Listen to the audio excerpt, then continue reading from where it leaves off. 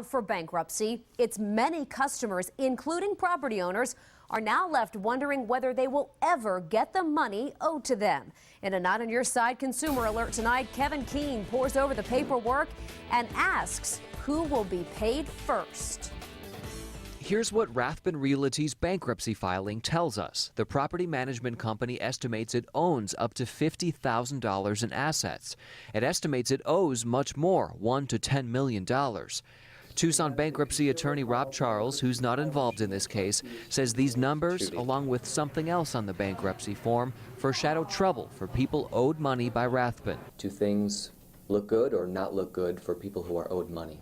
The only information you have is that on the bankruptcy petition there was a box checked.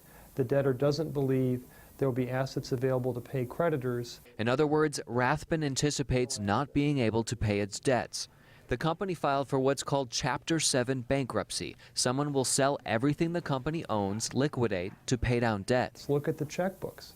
Look at what's going on. Perhaps do an audit. Charles says if there's money at the end of the process, administrative expenses are generally paid first, along with taxes and employee claims.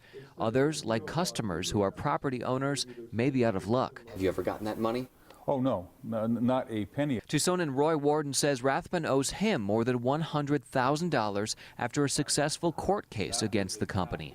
Despite the bankruptcy filing, Warden expects more of Rathbun's money to be found and paid to the right people. I'll tell you quite frankly, and I'm not an accountant, any accounting student could sit down at 9 o'clock with the records and names of the banks and so forth, and by noon figure everything out. There is a whole lot of money that went someplace, and unless it was taken and burned up in a furnace, that money exists someplace. The bankruptcy attorney says this process could take months to years. One of the next steps is a meeting where people Rathbun owes money to can come to hear more about the case.